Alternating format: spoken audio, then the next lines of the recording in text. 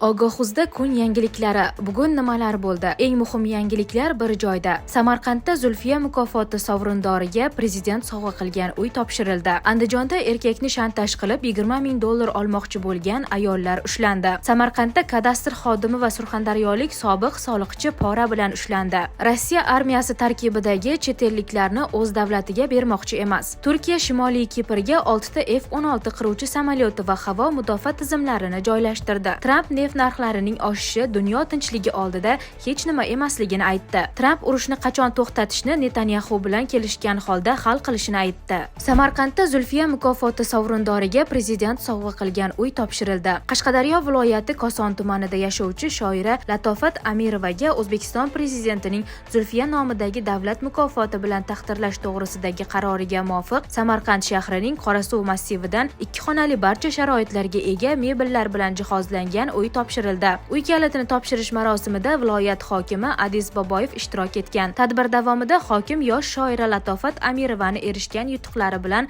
samimiy qutlab, unga oilaviy xotirjamlik, mustahkam baxt va kelgusidagi ijodiy faoliyatida ulkan muvaffaqiyatlar tilagan. Andijonda erkakni shantaj qilib $20 ming olmoqchi bo'lgan ayollar ushlandi. Andijon viloyatida 24 yoshli erkakni shantaj qilish bilan qo'rqitgan ayollar qo'lga olingan. 2001-yilda tug'ilgan ayol o'ziga avvaldan tanish bo'lgan Toshkent shahrida yashovchi ayol bilan oldindan jinoiy til biriktirgan. Ulardan biri TikTok orqali andijonlik erkak bilan tanishib, ishqiy munosabat o'rnatgan. Shundan so'ng erkakning fotosuratlari ustiga turli uyatli va haqoratli so'zlar yozib, ushbu materiallarni o'chirib tashlash evaziga erkakdan jami $20 ming pul talab qilgan. Ayollar kelishilgan pulning bir qismi $7 ming ni plastik kartaga o'tkazib olayotgan paytda qo'lga olingan. Mazkur holat yuzasidan jinoyat ishi qo'zg'atilib, tergov harakatlari boshlangan. Samarqandda kadastr xodimi va surxondaryolik sobiq soliqchi pora bilan ushlandi. O'tkazilgan tezkor tadbirda Davlat kadastrlar palatasining Samarqand viloyati boshqarmasi Pastorg'om tuman filiali kadastr muhandisi tanishlari orqali mahalliy fuqaroga tegishli 2 sotix yer maydonini ro'yxatdan o'tkazib berish evaziga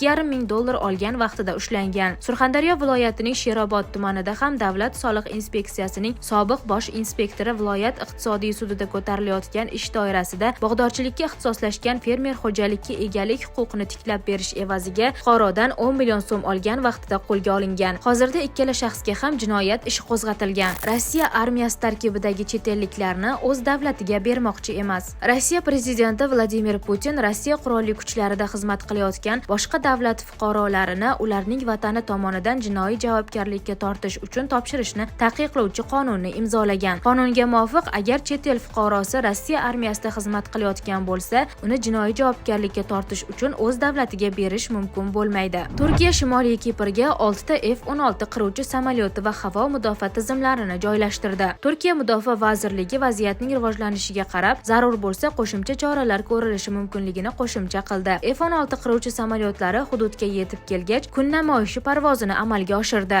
Tramp neft narxlarining oshishi dunyo tinchligi oldida hech nima emasligini aytdi. Eron yadroviy tahdid yo'q qilingandan so'ng tez pasayib ketadigan qisqa muddatli neft narxlari AQSh va dunyo xavfsizlik va tinchlik uchun kichik narxdir. Faqat ahmoqlar boshqacha fikrlash mumkin deb yozgan Oq uy rahbari Truth Socialda. Tramp urushni qachon to'xtatishni Netanyahu bilan kelishilgan holda hal qilishini aytdi. AQSh prezidenti Donald Trump The Times of Israel nashriga Eron bilan urushni qachon tugatish haqidagi qaror Netanyahu bilan birgalikda qabul qilinishini aytgan. Shunday bo'lsa-da, u yakuniy qarorni munosib vaqtida o'zi qabul qilishini bildirgan.